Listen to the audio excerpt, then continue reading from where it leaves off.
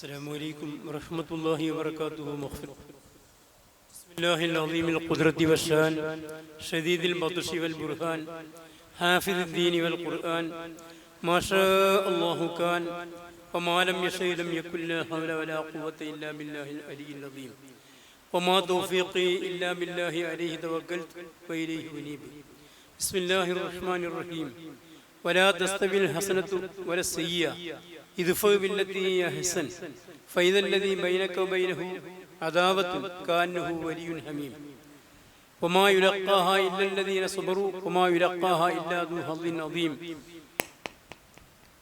قال الله عز وجل: من يهرم الرفق وقد يهرم الخير كله يا ربي بالمصطفى بلغ مقاصدنا واغفر لنا ما مضى يا واسع الكرم مولاي صل وسلم دائما أبدا على حبيبك خير للخلق كلهم.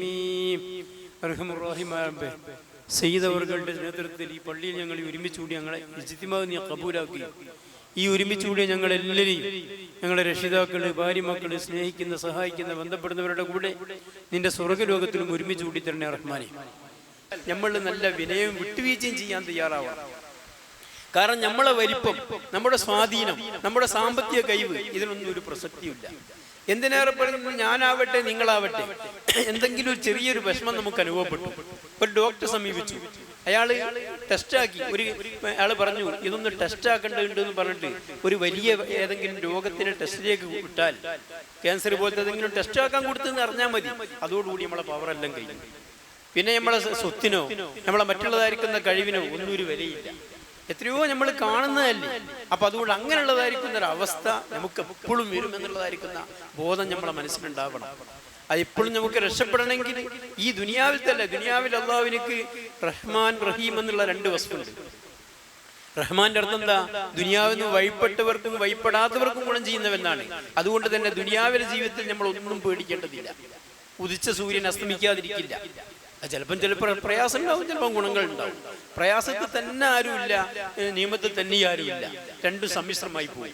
നേരെ മറിച്ച് അള്ളാഹുവിന്റെ അടുത്ത വസ്തു നമ്മൾ പറയുന്നത് റഹീം, ദുനിയാവിൽ വെച്ച് വഴിപ്പെട്ടവർക്ക് മാത്രം ആഖിറത്തിൽ ഗുണം ചെയ്യുന്നവെന്ന്. മരണം, അതുപോലെ നമ്മൾ ആരോഗ്യം, ഇതൊക്കെ എപ്പോഴും നമ്മൾ ആരോഗ്യം നഷ്ടപ്പെടാം, മരണം വരാം. അതിനുശേഷം നമ്മൾ പലതും അനുഭവിക്കേണ്ടതുണ്ട്. ആ അനുഭവിക്കുന്നതായിരിക്കുന്ന അവസ്ഥയിൽ ഖബർ ജീവിതം, അതുപോലെ തന്നെ ഹിസാബ്, കിതാബ് വിതരണം, അഅമാലുകളെ തൂക്കുക, സിറാത്ത് പാലം വിട്ടുകിടക്കുക, ഇതെല്ലാം സങ്കീർണമാണ്. അവിടെ ഒക്കെ നമുക്ക് രക്ഷപ്പെട്ടെങ്കിൽ മാത്രമേ നമുക്ക് വിജയിക്കാൻ സാധ്യതയുള്ളൂ. അതല്ല ഇവിടെ എന്തൊക്കെയൊക്കെ കാട്ടിക്കൂട്ടി അവിടെ കഷ്ടപ്പെട്ടിക്കാണ് നമ്മൾ ബുദ്ധിമുട്ടായി പോകും. അതുകൊണ്ട് അതിനുവേണ്ടി നമ്മൾ ചെയ്യേണ്ടത് വിട്ടുവീഴ്ചയുടെ സമീപനമാണ്.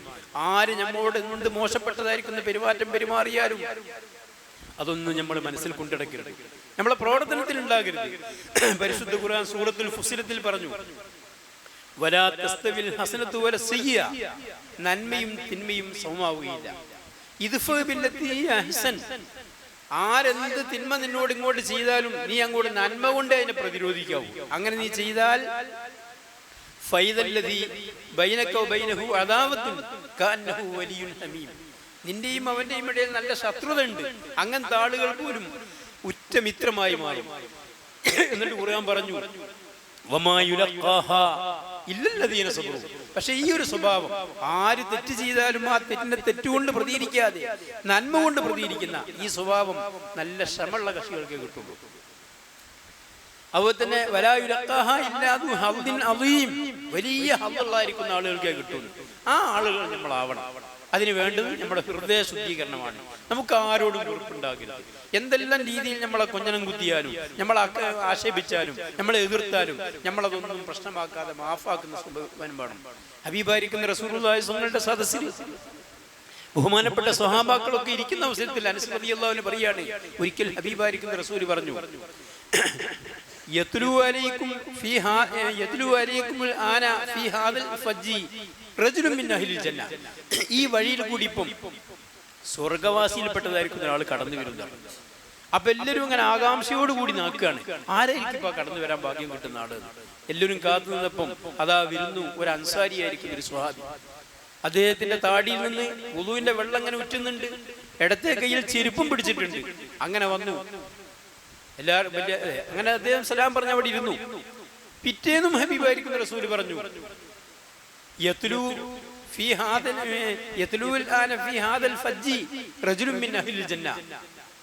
സ്വർഗവാസിൽപ്പെട്ടതായിരിക്കുന്ന ഒരു വ്യക്തി ഈ വഴിയിൽ കൂടി ഇപ്പം കടന്നു വരുന്നുണ്ട്. നോക്കുമ്പോൾ അന്നും വന്നത് അദ്ദേഹം തന്നെ. മൂന്നാം ദിവസവും ഹബീബായിരിക്കുന്ന റസൂൽ ഇതേ കാര്യം ആവർത്തിച്ചു, അന്നും അയാൾ തന്നെ. അങ്ങനെ 3 ദിവസവും ഇതേ ആളിനെ പറ്റി തന്നെ ഹബീബ് ഇങ്ങനെ പറഞ്ഞപ്പോൾ റസൂൽ ആ സദസ്സിൽ നിന്ന് എഴുന്നേറ്റ് പോയതായിരിക്കുന്ന അവസരത്തിൽ Abdullah ibn Amr bin As റളിയല്ലാഹു അൻഹു ഈ സ്വഹാബിന്റെ അടുക്കലേക്ക് ചെന്നിട്ട് പറഞ്ഞു, ഞാനും എൻ്റെ ഉപ്പയായിട്ട് ചില വാക്കേറ്റങ്ങൾ ഉണ്ടായി. അങ്ങനെ അങ്ങോട്ടും ഇങ്ങോട്ടും അരിശൻ തെറ്റിയിട്ട് ഞാൻ സത്യം ചെയ്ത് പറഞ്ഞിട്ടുണ്ട്, നീ 3 ദിവസം ഞാൻ ഇങ്ങോട്ട് വരൂരാന്ന്. 3 ദിവസം കഴിഞ്ഞിട്ട് എനിക്ക് എൻ്റെ വീട്ടിലേക്ക് പോകാൻ പറ്റും. അതുകൊണ്ട് ആ 3 ദിവസം നിങ്ങളെ കൂടെ രാത്രി അന്തി ഉറങ്ങാൻ നിങ്ങൾ സമ്മതം തന്നാൽ അതൊരു നല്ല കാര്യമായിരുന്നു എന്ന് സൂചിപ്പിച്ചു. അദ്ദേഹം പെട്ടെന്ന് പറഞ്ഞു, ഞാൻ അതെ അങ്ങനെ ആയിക്കോട്ടെ എന്ന് പറഞ്ഞു. അങ്ങനെ അദ്ദേഹം പോയി. ഈ അബ്ദുല്ലാഹ് ഇബ്നു അംർ പോയത് എന്തിനു വേണ്ടിയാണ്? ഇതുണ്ടായിട്ടൊന്നുമല്ല. ഹബീബായിരിക്കുന്ന റസൂൽ 3 ദിവസവും പറഞ്ഞല്ലോ സ്വർഗവാസിയിൽപ്പെട്ടതായിരിക്കുന്ന ഒരാൾ വരുന്നു. അപ്പൊ ഇയാൾ പുറത്തിപ്പം ബാഹ്യത്തിന് പകരം നമ്മൾ കാണലിലൊന്നും ഇയാൾക്ക് ഞങ്ങളെക്കാൾ കൂടുതൽ വലിയൊരു അമലു ഇബാദത്തൊന്നും കാണാനില്ല. അപ്പൊ രാത്രി ഇയാൾ വല്ലാതെ എന്തെങ്കിലും ചെയ്യാൻ മതി, അത് കണ്ട് പഠിക്കണം മനസ്സിലാക്കണം എന്ന് കരുതിയിട്ടാണ് അദ്ദേഹം ഈ ഹിക്മത്ത് ഉപയോഗിച്ചത്. അങ്ങനെ പോയി 1-ാം ദിവസം നോക്കി, ഉറങ്ങാതെ വീക്ഷിച്ചു നോക്കുന്ന അവസരത്തിൽ അദ്ദേഹത്തിന് കൂടുതൽ ഞങ്ങളൊക്കെ ചെയ്യുന്നതിനേക്കാൾ കൂടുതൽ ഈ ഭാഗത്ത് കാണാനില്ല. 2-ാം ദിവസവും ഇല്ല, 3-ാം ദിവസവും ഇല്ല. പക്ഷെ അദ്ദേഹം എപ്പോഴും ഉറക്കുന്ന അങ്ങോട്ടും ഇങ്ങോട്ടും ഇഷാർത്താക്കുമ്പോ ഒക്കെ അള്ളാഹുവിന്റെ ദിക്ർ ചൊല്ലും. നാവിലെപ്പോഴും ഖൈർ ഖുർആൻ ദിക്റല്ലാതെ വേണ്ടാതൊരു സംസാരമല്ല. ഈ ഒരു അവസ്ഥ കണ്ടു. അപ്പൊ അബ്ദുല്ലാഹ് ഇബ്നു അംർ റളിയല്ലാഹു അൻഹു അദ്ദേഹത്തിനോട് പറഞ്ഞു, എനിക്ക് സത്യത്തിൽ എൻ്റെയും എൻ്റെ വാപ്പൻ്റെ ഇടയിൽ വലിയ തെറ്റും പ്രശ്നങ്ങളൊന്നും ഇല്ല, ചുടിയും കാര്യമൊന്നും ഇല്ല. പക്ഷെ എന്തെന്ന് വെച്ചാൽ പറഞ്ഞ ഹബീബായിരിക്കുന്ന റസൂല് 3 ദിവസം പറഞ്ഞു ഈ വഴിയിൽ കൂടി സ്വർഗ്ഗക്കാരനാകുന്ന ഒരാൾ വരുന്നു. ആ 3 ദിവസം നിങ്ങൾ എന്നെ വന്നത്. അപ്പൊ നിങ്ങളെ അമലിൽ നിന്ന് എന്താണ് ഒരു പ്രത്യേകത ഉള്ളതെന്ന് മനസ്സിലാക്കിയിട്ട് അത് പ്രാവർത്തികമാക്കാൻ വേണ്ടി ഞാനൊരു ഐഡിയ ഉപയോഗിച്ചതാണ്. അപ്പൊ നിങ്ങൾക്ക് തോന്നുന്നു കളവല്ലേ? കളവ് ചില സമയത്തൊക്കെ പറയാ. ഈ റിയാദുസ് സാലിഹീൻ പോലത്തെ കിതാബിൽ ഇമാം നവവി റളിയല്ലാഹു അൻഹു ഒക്കെ ആ കാര്യം വിവരിക്കുന്നുണ്ട്. അതൊന്നും ഇപ്പം വിവരിക്കാൻ സമയമില്ലാത്തതുകൊണ്ട് അതിലേക്കും ഞാൻ കടക്കുന്നില്ല. ഏതായിരുന്നാലും അദ്ദേഹം പറയാണ്, ഇല്ല നിങ്ങൾ കണ്ടു തന്നെ ഉള്ളൂ. പക്ഷേ അദ്ദേഹം പറഞ്ഞു, എനിക്ക് ഒരാളോടും എൻ്റെ മനസ്സിൽ ഈ ഹസദോ അല്ലെങ്കിൽ ഷുഹ്, അതായത് പിന്നെ വെറുപ്പ്, വിദ്വേഷം, നഞ്ച്, പോര്, ഇതൊന്നും ആരോടും ഇല്ല. അപ്പൊ ബഹുമാനപ്പെട്ടവർ ഇത് തന്നെയാണ് നിങ്ങളെ വലിയ സ്ഥാനത്തേക്ക് എത്തിച്ചത്. ഇതാ ഞങ്ങൾക്ക് കഴിയാത്തത്.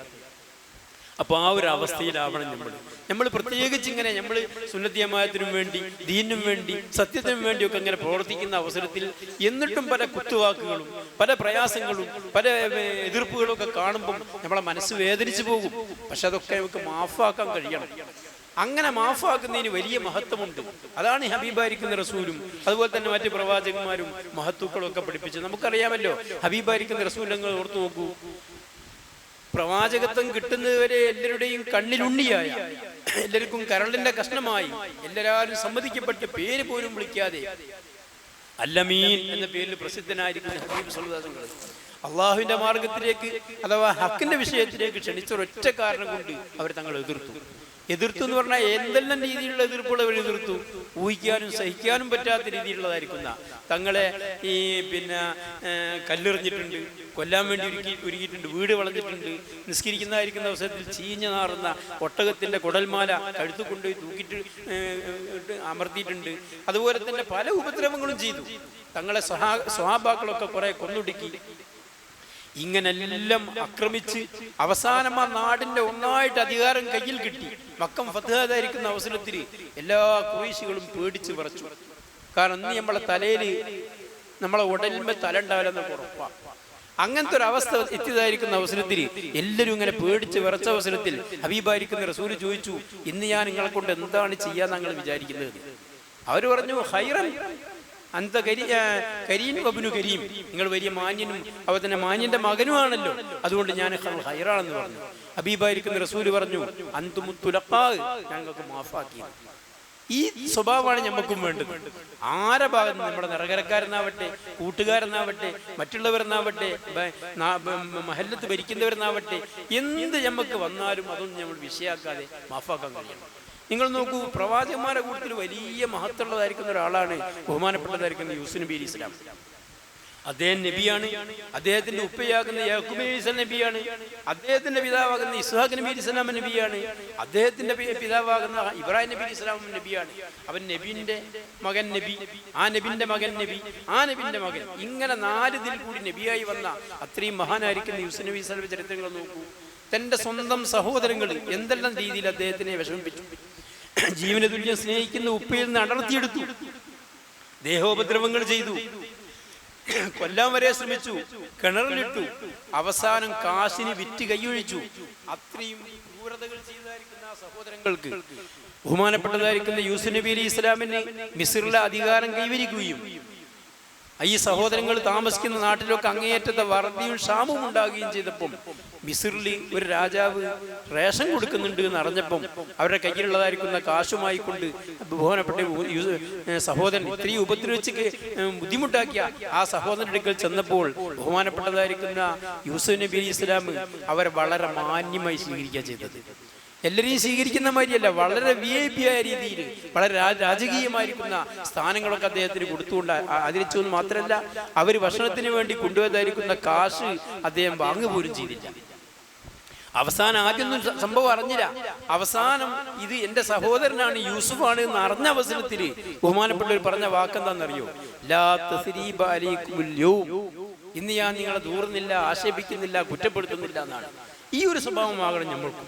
ഇങ്ങനെ ആയാൽ നമുക്ക് രക്ഷപ്പെടാൻ കഴിയും. ഇനി നിങ്ങൾ നോക്കൂ, നമ്മളെ ഉമ്മത്തിൽ തന്നെ പെട്ടതായിരിക്കുന്ന വലിയ നേതാവാണല്ലോ ബഹുമാനപ്പെട്ടതായിരിക്കുന്ന സിദ്ദീഖുൽ അക്ബർ റളിയല്ലാഹു അൻഹു. അദ്ദേഹത്തിന്റെ അവസ്ഥയും നമുക്കറിയാം. അദ്ദേഹത്തിന്റെ മകള് ഹബീബായിരിക്കുന്ന റസൂലുള്ളാഹി സ്വല്ലല്ലാഹു അലൈഹി വസല്ലം ഭാര്യയുമാകുന്ന ഉമ്മുൽ മുഅ്മിനീൻ ആയിഷ റളിയല്ലാഹു അൻഹ, ബഹുമാനപ്പെട്ടതായിരിക്കുന്ന മഹദി ഹബീബായിരിക്കുന്ന റസൂലിന്റെ കൂടെ ഹിജ്റ 4-ാം വർഷമാണോ അല്ലെങ്കിൽ 6-ാം വർഷമാണോ എന്നതിൽ അഭിപ്രായ വ്യത്യാസമുണ്ട്. ഏതായിരുന്നാലും ബനുൽ മുസ്തലിഖ് എന്നുള്ളതായിരിക്കുന്ന ആ യുദ്ധത്തിന് പോകുന്നതായിരിക്കുന്ന അവസരത്തിൽ യാത്ര തിരിച്ചു വരുമ്പം മഹദി ഈ രാത്രി സമയത്ത് വിശ്രമിക്കാൻ വേണ്ടി ഇറങ്ങിയപ്പോൾ ഖളാഉൽ ഹാജത്തിന് വേണ്ടി അഥവാ മലമൂത്ര വിസർജനത്തിന് വേണ്ടി പോയി തിരിച്ചു വരുന്നതായിരിക്കുന്ന അവസരത്തിൽ മഹദിയുടെ ഉമ്മ കൊടുത്തൊരു മാല ഉണ്ടായിരുന്നു. യമനി കല്ലിനുള്ളതായിരിക്കുന്ന വിലമതിപ്പുള്ളൊരു മാലയാണ്. ആ മാല പൊട്ടി എടോ വീണുപോയി. മഹദിക്ക് ഭയങ്കര വിഷമായി. അത് തേടി തെരഞ്ഞു പോയി തിരിച്ചു വരുമ്പോഴേക്കും ഈ ഹബീബായിരിക്കുന്ന റസൂലും സ്വഹാബാക്കളും സംഘം ഒന്നായിട്ട് പോയിട്ടുണ്ട്. കാരണം എന്താ പോവാൻ കാരണം? മഹദി സഞ്ചരിക്കുന്ന കൂടാരം, ആ കൂടാരത്തിൽ മഹദി ഉണ്ട് എന്നാണ് ആ കൂടാരം ചുമക്കുന്ന ആള് കരുതിയത്. അന്ന് കാരണം അന്നത്തെ പെണ്ണുങ്ങൾക്കൊക്കെ കനം വളരെ കുറവാണ്, വളരെ കുറഞ്ഞ ഭക്ഷണം കഴിക്കുന്ന, കനമില്ലാത്ത കാരണം കൊണ്ട് ചെറിയ പ്രായമാണല്ലോ. ഏതായിരുന്നാലും മഹദി കൂടാരത്തിന്റെ ഉള്ളിലുണ്ട് എന്ന് കരുതി കൂടാരം ചുമക്കുന്ന രഥമായിട്ട് പോയി. മഹദി മാലയും എന്നെ തേടി വന്നു നോക്കുന്ന അവസരത്തിൽ എല്ലാവരും പോയിട്ടുണ്ട്. ബുദ്ധിമതിയായിരിക്കുന്ന ആയിഷ റളിയല്ലാഹു അൻഹ ചിന്തിച്ചു, ഏതായാലും പോയ ആളുകളെ തേടാതിരിക്കൂല, അതുകൊണ്ട് അവർ തേടി വരുമെന്ന് കരുതി അവിടെ തന്നെ മഹദി ഇരുന്നപ്പോൾ ഉറങ്ങിപ്പോയി. ആ ഉറങ്ങിയ അവസരത്തിൽ ഹബീബായിരിക്കുന്ന റസൂലിന്റെ വിശ്വസ്തനായിരിക്കുന്ന ശക്തനായിരിക്കുന്ന ഒരു സ്വഹാബിയാണ് ബഹുമാനപ്പെട്ടതായിരിക്കുന്ന സഫ്വാൻ റളിയല്ലാഹു അൻഹു. അദ്ദേഹത്തിന് ആ യാത്രയുള്ളതായിരിക്കുന്ന ഡ്യൂട്ടി എന്തെന്ന് വെച്ചാൽ ഈ യാത്ര സംഘത്തിന്റെ പിന്നാലെ സഞ്ചരിക്കുക. ആരെങ്കിലും യാത്രയിൽ ഒറ്റപ്പെട്ടു പോയിട്ടുണ്ടെങ്കിലോ എന്തെങ്കിലും സാധനം നഷ്ടപ്പെട്ടുണ്ടെങ്കിൽ അതൊക്കെ പെറുക്കിയെടുക്കാനും മറ്റൊക്കെ വേണ്ടിയിട്ട്. അങ്ങനെ സഫ്വാൻ റളിയല്ലാഹു അൻഹു അവസാനം വരുന്ന അവസരത്തിൽ ഈ മൻസിലിൽ മഹദി ആയിഷ റളിയല്ലാഹു അൻഹയാണ് കാണുന്നത്. ഹിജാബിന്റെ ആയത്തിറങ്ങുന്നതിന്റെ മുമ്പാണ് ഈ സംഭവം, അല്ല ഹിജാബിന്റെ ആയത്തിറങ്ങിയതിന് ശേഷമാണ്. അപ്പൊ ഹിജാബിന്റെ ആയത്തിറങ്ങുന്നതിന്റെ മുമ്പ് സഫ്വാൻ റളിയല്ലാഹു അൻഹുവിന് ആയിഷ ബീവിനെ കണ്ട് പരിചയമുണ്ട്. അതുകൊണ്ട് തന്നെ ആയിഷ ബീവിനെ മനസ്സിലായി. കണ്ടപ്പോൾ സഫ്വാൻ റളിയല്ലാഹു അൻഹു ഇന്നാ ലില്ലാഹി വ ഇന്നാ ഇലൈഹി റാജിഊൻ എന്ന് പറഞ്ഞു. ഈ ശബ്ദം കേട്ടപ്പോൾ ആയിഷ ബീവി ഉണർന്നു. അങ്ങനെ സഫ്വാൻ റളിയല്ലാഹു അൻഹു ഒട്ടകത്തിന് മുട്ട് കുത്തിച്ചു കൊടുത്ത് ഒരക്ഷരം പോലും ആയിഷ ബീവിയോട് സംസാരിച്ചിട്ടില്ല. അങ്ങനെ കൂടാരത്തിൽ കയറ്റി തെളിച്ചു കൊണ്ടുപോയി. നബിയും സഹാബാക്കളും ഒക്കെ അന്ന് ഇറങ്ങി താമസിച്ചപ്പോൾ ഇവർ രണ്ടാളും എത്തുന്നതായിരിക്കുന്ന അവസരത്തിൽ നട്ടുച്ചയോട് അടുത്ത സമയത്താണ്. ആ സമയത്ത് സഫ്വാൻ റളിയല്ലാഹു അൻഹു ആയിഷ ബീവിയുടെ കൂടാരവും തെളിച്ചുകൊണ്ട് വിരുന്ന് കണ്ടപ്പോൾ അവിടെ അബ്ദുല്ലാഹി ഇബ്നു സലൂൽ എന്ന കടുത്ത മുനാഫിക്കുണ്ട്. അവന്റെ ഓരോന്ന് പറഞ്ഞു വരുത്താൻ തുടങ്ങി. മഹദി ആയിഷ ബീവിയും സഫ്വാൻ റളിയല്ലാഹു അൻഹു എന്തോ വേണ്ടാത്ത ബന്ധമുണ്ട് എന്ന് തുടങ്ങി ചുരുക്കത്തിൽ ഒരു ആൾ കേവലം ഒരാളെ പറ്റി പോലും പറയാൻ പറ്റാത്ത സിനാ ആരോപണം വരെ നടത്തി. അത് കേട്ട് ചിലരൊക്കെ അതുമായി ഏറ്റുപിടിച്ചു. അത് ഏറ്റുപിടിച്ച് കൂടുതലൊന്നും പറഞ്ഞിട്ടില്ല, ഒന്ന് പറഞ്ഞ സമയത്ത് ഒരു സപ്പോർട്ടാക്കി ചിരിക്കുക മാത്രം ചെയ്ത ആളായിരുന്നു ഈ മിസ്തഹ് റളിയല്ലാഹു അൻഹു. ബദരിയാണ്, സിദ്ദീഖ് റളിയല്ലാഹുവിന്റെ പെങ്ങളെ മകൻ തന്നെയാണ്. ആ മിസ്തുഹിനെയും ആ മിസ്തുഹിന്റെ ഉമ്മനെയും സിദ്ദീഖ് റളിയല്ലാഹു അൻഹുവാണ് പോറ്റുന്നത്. അങ്ങനെ ഈ സംഭവം ഇത് പറഞ്ഞു പരത്തിയപ്പോൾ ആകെയിൽ വിഷമായി. സിദ്ദീഖ് റളിയല്ലാഹു അൻഹു വല്ലാത്ത വിഷമം, സിദ്ദീഖ് റളിയല്ലാഹുവിന്റെ ഭാര്യയാകുന്ന ആയിഷയുടെ ഉമ്മക്കും വിഷമം, ഹബീബ് തങ്ങൾക്കും വിഷമം. ആയിഷ റളിയല്ലാഹു അൻഹയ്ക്ക് ഉറക്കമില്ല. ആയിഷ റളിയല്ലാഹു അൻഹു കണ്ണീരൊലിപ്പിച്ചുകൊണ്ട് കരഞ്ഞ് കണ്ണിലെ കണ്ണുനീര് പറ്റുന്ന അവസ്ഥയിലേക്ക് എത്തി. അത്രയും വിഷമകരമായിരിക്കുന്ന അവസ്ഥ എത്തി. ആ അവസ്ഥയ്ക്കതായിരിക്കുന്ന അവസരത്തിൽ അവസാനം സൂറത്തു നൂറിലുള്ളതായിരിക്കുന്ന ആയിഷ റളിയല്ലാഹു അൻഹ നിരപരാധിയാണ് എന്ന് അറിയിക്കുന്ന ആയത്തിറങ്ങി. അതുകൊണ്ടാണല്ലോ ഇന്നിപ്പോ ഏതൊരു മുഅ്മിനെ സംബന്ധിച്ചും സിനാരോപണം നടത്തിയാൽ അവൻ കടുത്ത സബുൽ മുബിക്കാത്ത് എന്നുള്ള വലിയ കുറ്റം ചെയ്തു. അതേ സ്ഥാനത്ത് ഇസ്ലാമൊന്നും പുറത്തു പോകില്ല. അതേ സ്ഥാനത്ത് ആയിഷ റളിയല്ലാഹു അൻഹയെ പറ്റി ആരെങ്കിലും സിനാരോപണം നടത്തിയാലോ അവർ ഇസ്ലാമൊന്നും പുറത്താ. കാരണം പരിശുദ്ധ ഖുർആന്റെ നസ്സുകൊണ്ട് മഹദി ശുദ്ധയാണ്, സുഫാൻ റളിയല്ലാഹു അൻഹു മഹദിയും തമ്മിൽ യാതൊരു അങ്ങനത്തെ ബന്ധമില്ല എന്ന് അറിയിക്കുന്ന ആയത്തിറങ്ങി. ആ ആയത്തിന് നിഷേധിക്കലായി മാറും. അപ്പൊ ഏതായിരുന്നാലും ഈ സംഭവം കേട്ടപ്പോൾ സിദ്ദീഖ് റളിയല്ലാഹു അൻഹു വല്ലാതെ ബേജാറായി. ബഹുമാനപ്പെട്ടവർ പറഞ്ഞു, വല്ലാഹി ലാ ഉൻഫിഖു അലാ മിസ്തഹ്, എന്റെ വീട്ടിലല്ലേ മിസ്തഹും അവന്റെ ഉമ്മയും താമസിക്കുന്നത്. ആയിഷ ബീവിയെ പറ്റി ഇങ്ങനെ പറഞ്ഞു പരത്തിയ കാരണം കൊണ്ട് ഇനി ഞാൻ ചെലവിന് കൊടുക്കില്ല. അത് ഏതൊരു വാപ്പയും പറഞ്ഞു പോകുന്ന വാക്കാണ്, സ്വാഭാവികമായിട്ട് പറഞ്ഞു പോയി. ആ പറഞ്ഞു കഴിഞ്ഞതിന് ശേഷം പരിശുദ്ധ ഖുർആന്റെ ആയത്തിറങ്ങുകയാണ്, ലാ യഅ്തലി ഉലുൽ ഫദ്ലി മിൻകും വസഅതി തുടങ്ങിയിട്ട്. അതായത് നിങ്ങൾ എന്നുള്ള വിശാലതയുള്ള കഴിവുള്ള സമ്പന്നന്മാരായിരിക്കുന്ന ആരും തന്നെ സാധുക്കൾക്കും മിസ്കിന്മാർക്കും ചെലവഴിക്കൂല എന്ന് സത്യം ചെയ്യരുതേ എന്ന് തുറന്ന ആയത്ത് പറഞ്ഞു. അലാ തുഹിബ്ബൂന യഗ്ഫിറല്ലാഹു ലക്കും, അള്ളാഹു നിങ്ങൾക്ക് പുറത്തു തരാൻ നിങ്ങൾ ഇഷ്ടപ്പെടുന്നില്ലേ, അവിടെ നിങ്ങൾ പുറത്തു കൊടുക്കല്ലേ വേണ്ടത്.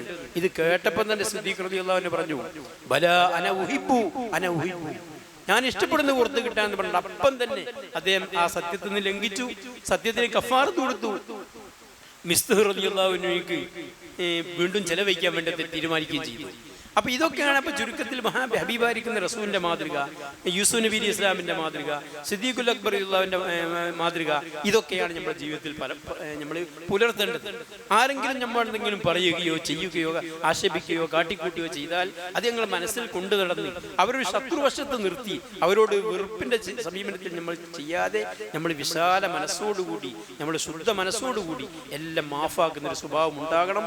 അങ്ങനെ ഉണ്ടായാൽ നമ്മളെ അമലുകൾ കുറവാണെങ്കിൽ, അറിവ് നമുക്ക് കുറവാണെങ്കിൽ നമുക്ക് അല്ലാഹുവിന്റെ അടുക്കൽ രക്ഷപ്പെടാൻ കഴിയും. യൗമ ലാ യൻഫഉ മാലും വലാ ബനൂൻ ഇല്ലാ മൻ അത്തല്ലാഹ ബിഖൽബിൻ സലീം, സലീമായ ഹൃദയവുമായി വരുന്നവർക്കാണ് നാളെ ഇവിടെ രക്ഷപ്പെടാൻ കഴിയുക. ആ കൽബിന്റെ ഉടമസ്ഥന്മാർ നമ്മൾ ആവണമെന്നാണ് ഈ ഒരുമിച്ച് കൂടിയ നിങ്ങളോടും എന്നോട് എൻ്റെ നഫ്സിനോടും ഒക്കെ എനിക്ക് പറയാനുള്ളത്. അതുകൊണ്ട് ആ രീതിയിൽ നമ്മൾ ജീവിക്കണമെന്ന് പ്രത്യേകങ്ങൾ ഓർമ്മപ്പെടുത്തുകയാണ്. അതുപോലെ തന്നെ മഹത്തായിരിക്കുന്ന റമദാൻ ഷരീഫാണ് നമ്മളുടെ കടന്നു വരുന്നത്. അവിടെ നമ്മൾ പ്രത്യേക ഒരു കാര്യം ശ്രദ്ധിക്കണം. ഞാൻ നീട്ടി സംസാരിച്ച് നിങ്ങളെ ബുദ്ധിമുട്ടാക്കുകയല്ല. അതായത് മഹത്തായിരിക്കുന്ന റമദാനു ഷരീഫ് വരുമ്പോൾ ആ റമദാനിൽ ധാരാളം ഫവായിദുകളും ഫളായിലുകളും ഉണ്ടെങ്കിലും അതൊക്കെ നമുക്ക് നേടിയെടുക്കണമെങ്കിൽ നമ്മൾ മുൻകൂട്ടി തന്നെ ഒരുങ്ങണം. റജബ് മാസത്തിൽ തന്നെ അതിനുള്ള ഒരുക്കങ്ങൾ നമ്മൾ നടത്തണം. കാര്യമായി റജബ് മാസത്തിൽ അള്ളാഹുവിനോട് ഇസ്തിഗ്ഫാർ നടത്തി നമ്മളിന്ന് വന്നു പോയതായിരിക്കും തെറ്റുകുറ്റങ്ങളൊക്കെ മാഫ് അപേക്ഷിച്ച് ശുദ്ധ മനസ്സിന്റെ ഉടമസ്ഥന്മാരാണ്. ഈ നമ്മളിപ്പോൾ ആദരാതായിരിക്കുന്ന ഈ ശവ്വാൽ മാസത്തിൽ ഹബീബ് സല്ലല്ലാഹു അലൈഹി വസല്ലമയുടെ മേൽ സ്വലാത്തുകൾ വർദ്ധിപ്പിക്കണം. ഇന്നല്ലാഹ വമലായികത്തുഹു യുസല്ലൂന അലൻ നബി എന്നുള്ള ആയത്തിറങ്ങിയതായിരിക്കുന്ന മാസമാണ്. അങ്ങനെ നമ്മൾ ഹൃദയം ശുദ്ധിയാക്കി അമലുകൾ വർദ്ധിപ്പിച്ച് നല്ലൊരു പാകതയിലേക്ക് എത്തി നല്ലൊരു അവസ്ഥയിലായിക്കൊണ്ടാവണം മഹത്തായിരിക്കുന്ന റമദാൻ ശരീഫ് നമ്മളിലേക്ക് കടന്നു വരുന്നത്. അങ്ങനെ സംഭവിച്ചാൽ ഈ റമദാൻ ശരീഫിൽ ധാരാളം ഹൈറുകൾ നമുക്ക് നേടിയെടുക്കാൻ കഴിയും. അതല്ലെങ്കിലോ റമദാൻ വരും പോകും, ഒന്നും ഉണ്ടാവില്ല, അത് വന്ന പോലെ അങ്ങ് പോകും. അങ്ങനത്തെ ഒരു അവസ്ഥ വരാതിരിക്കാൻ വേണ്ടി നമ്മൾ എപ്പോഴും അതിനുള്ള ഒരുക്കങ്ങൾ നടത്തണം. കാര്യമായി നമ്മളെ ശുദ്ധീകരണമാണ്. ശുദ്ധീകരണത്തിൽ നമ്മൾ എപ്പോഴും ചെയ്യേണ്ടത്, നമ്മളിതൊക്കെ ഹജ്ജിന് പോകുന്ന അവസരത്തിലും ഉംറക്ക് പോകുന്നതായിരിക്കുന്ന അവസരത്തിലൊക്കെ എല്ലാവർക്കും ഒരു പതിവുണ്ട്. കുടുംബങ്ങളുടെ അടുക്കലൊക്കെ പോയി അയൽവാസികളൊക്കെ അടുത്തലൊക്കെ അവരെ പരിചയമുള്ള ആൾക്കാരോടൊക്കെ എൻ്റെ ജീവിതത്തിൽ എന്തെങ്കിലുമൊക്കെ സംഭവിച്ചിട്ടുണ്ടെങ്കിൽ മാഫാക്കണം എന്ന് പറഞ്ഞ് പൊരുത്തപ്പെടിക്കുന്നൊരവസ്ഥ. അതേ രീതിയിൽ റമദാൻ ശരീഫ് വരുന്നതിൻ്റെ മുമ്പും നമ്മൾ ബന്ധപ്പെടുന്നതായിരിക്കുന്ന ഏതെല്ലാം ആളുകളുണ്ടോ, പ്രത്യേകിച്ച് ആദ്യമായി നമ്മൾ പൊരുത്തപ്പെടും നമ്മളെ ഭാര്യമാരോട് തന്നെയാണ്. കാരണം നമ്മൾക്ക് കൂടുതൽ കടപ്പാട് അവരോടാണുള്ളത്. അവരെ നമ്മൾ പലപ്പോഴും വിഷമിപ്പിച്ചിട്ടുണ്ടാവും, അവരെ നമ്മൾ വേദനിപ്പിച്ചിട്ടുണ്ടാവും. അതുപോലെ തന്നെ നിറകരക്കാരോട്, രക്ഷിതാക്കൾ ഹയാത്തുണ്ടെങ്കിൽ അവരോടൊക്കെ മാഫ് ചോദിച്ചുകൊണ്ട് എല്ലാവരോടും പൊരുത്തപ്പെടിച്ച് ശരിയായിരിക്കുന്ന സുഹിയായിരിക്കുന്ന തൗബ ചെയ്ത് അമലുകൾ വർദ്ധിപ്പിച്ചുകൊണ്ടാവണം മഹത്തായിരിക്കുന്ന റമദാൻ ശരീഫിലേക്ക് നമ്മൾ കടക്കാൻ വേണ്ടി തയ്യാറാകുന്നത്. അതുപോലെ തന്നെ മുഅ്മിനീങ്ങൾ എല്ലാവരുമായി കൊണ്ട് നമുക്ക് നല്ല ബന്ധം വേണം. ആ ബന്ധമുണ്ടാകുന്നതിനുള്ളതായിരിക്കുന്ന ഒരു പ്രധാനപ്പെട്ടതായിരിക്കും എന്നും നമ്മൾ രാത്രി ഉറങ്ങാൻ കിടക്കുന്ന അവസരത്തിൽ വുളു എടുത്താണ് നമ്മൾ ഉറങ്ങേണ്ടത്. ആ വുളു എടുത്ത് നാം പതിവായി ഓതുന്ന ദിക്റുകളും മറ്റൊക്കെ ഓതിക്കഴിഞ്ഞതിന് ശേഷം കഴിയുമെങ്കിൽ എല്ലാ ദിവസവും തന്നെ ഇന്ന് ലോകത്ത് എവിടെല്ലാം മുഅ്മിനീങ്ങൾ മരിച്ചിട്ടുണ്ടോ ആ മരണപ്പെട്ട മുഅ്മിനീങ്ങളിൽ എനിക്ക് നിസ്കരിക്കൽ സുഹിയായിരിക്കുന്ന ആളുകൾ ഞാൻ നിസ്കരിക്കുന്നു എന്ന നിയ്യത്തോടുകൂടി നമ്മൾ വെള്ളിയാഴ്ച പള്ളിയിൽ നിസ്കരിക്കുന്ന പോലെ ഹായിബായ മയ്യത്തിന്റെ വെള്ള നിസ്കാരം അവിടെ നിയ്യത്ത് വെക്കേണ്ടത് ഭൂമിയിൽ വെച്ച് വഫാത്തായ എനിക്ക് നിസ്കരിക്കൽ സുഹിയാകുന്ന മുഅ്മിനീങ്ങളെ ഞാൻ നിസ്കരിക്കുന്നു എന്ന നിയ്യത്തോടുകൂടി നമ്മൾ ആ മയ്യത്ത് നിസ്കാരം നടത്തുക. എന്നിട്ട് നമ്മൾ അള്ളാഹുവിനോട് ആത്മാർത്ഥമായി കൊണ്ട് ദുആ ചെയ്ത് ദോഷങ്ങളൊക്കെ പുറത്തു കിട്ടാൻ വേണ്ടി പറഞ്ഞതിന് ശേഷം അള്ളാഹുവിനോട് പറയണം, പടച്ചവനെ ഇന്ന് ഞാൻ എന്തെല്ലാം നന്മകൾ ചെയ്തിട്ടുണ്ടോ, എന്തെല്ലാം തെറ്റുകൾ വന്നിട്ടുണ്ടോ, എന്തെല്ലാം നന്മകൾ ഞാൻ ചെയ്തിട്ടുണ്ടോ അല്ലാഹ്, ആ നന്മകളുടെ ഒക്കെ സവാബിന്റെ വിസിരി ലോകത്തുള്ള എല്ലാ മുഅ്മിനാത്തുകളിലേക്കും നീ എത്തിച്ചു കൊടുക്കണേ അല്ലാഹ് എന്ന് നമ്മൾ ഹദിയ ചെയ്ത് ദുആ ചെയ്താൽ നമ്മൾ ചെയ്തായിരിക്കുന്ന അമലിന്റെ കൂലി ഒന്നും നമുക്ക് കുറയൂല. അതേ സ്ഥാനത്ത് ആ അമലിന്റെ മിസ്രി സവാബ് അവരിലേക്ക് എത്തുന്ന കാരണം കൊണ്ട് അവരുമായി ഒരു ആത്മീയ ബന്ധം നമുക്കുണ്ടാവും. ഈ ആത്മീയമായ ബന്ധം നമുക്ക് വളരെ ഒരു മുതൽക്കൂട്ടാണ്. എന്താ മുതൽക്കൂട്ടെന്ന് വെച്ചാൽ നമ്മളെ ജീവിതത്തിൽ എന്തെങ്കിലുമൊക്കെ ഒരു ഫാൾട്ടുകൾ വന്നിക്കുകയാണെങ്കിൽ അള്ളാഹുവിന്റെ ഭാഗത്തു നിന്ന് ആ മഹത്തുക്കളെ ബർക്കത്ത് കൊണ്ട് നമുക്ക് അതിനൊരു ഒരു ഇഷാർത്ത് തരും. ശരിയായി നമുക്കറിയാലോ, ബഹുമാനപ്പെട്ടതായിരിക്കുന്ന ജുനൈദുൽ ബഗ്ദാദി റളിയല്ലാഹു അൻഹു ഒക്കെ ഒരു മഖ്ബറയിൽ ഖബർ മയ്യത്തിനെയും കാത്ത് നിൽക്കുന്നതായിരിക്കുന്ന അവസരത്തിൽ അദ്ദേഹം ഒരാള് ഖബർസ്ഥാനിൽ ഇങ്ങനെ യാതന നടത്തുന്നുണ്ട്. അപ്പൊ അദ്ദേഹം ഒന്നും പറഞ്ഞിട്ടൊന്നുമില്ല, മനസ്സിലിങ്ങനെ വിചാരിച്ചു ഇയാൾ നല്ല ആരോഗ്യമുള്ള മനുഷ്യനല്ലേ, ഇയാൾ ഇങ്ങനെ ഇറക്കുന്ന യാതന നടത്തുന്ന മേങ്ങുന്ന സ്വഭാവം ഒഴിവാക്കിയിട്ട് എന്തെങ്കിലും പണിക്ക് പോയാൽ എത്ര നല്ലതുണ്ടായിരുന്നു എന്നൊരു വിചാരം വിചാരിച്ചിട്ട് മാത്രമേ ഉള്ളൂ. അദ്ദേഹം ഒന്നും പറഞ്ഞിട്ടൊന്നുമില്ല. അന്ന് രാത്രി അദ്ദേഹത്തിന് സാധാരണ അദ്ദേഹം രാത്രി ചെല്ലാനുള്ള ഔറാദുകളും ദിക്റുകളും ആയത്തുകളും ഒന്നും ചെയ്യാൻ കഴിയുന്നില്ല. അങ്ങേയറ്റത്തെ ഒരു മയക്കിന് അടിമപ്പെട്ടുകൊണ്ട് അദ്ദേഹം ഉറങ്ങിപ്പോവുകയാണ്.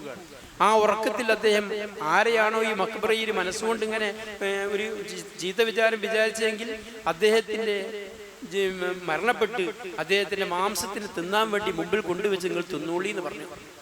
അപ്പൊ ഗിനാവിൽ അദ്ദേഹം പറഞ്ഞു, എന്തിനാ ഇങ്ങനെ നിങ്ങൾ അദ്ദേഹത്തെ പറ്റി ഗീബത്ത് പറഞ്ഞു? ഞാൻ ഗീബത്തൊന്നും പറഞ്ഞിട്ടില്ലല്ലോ.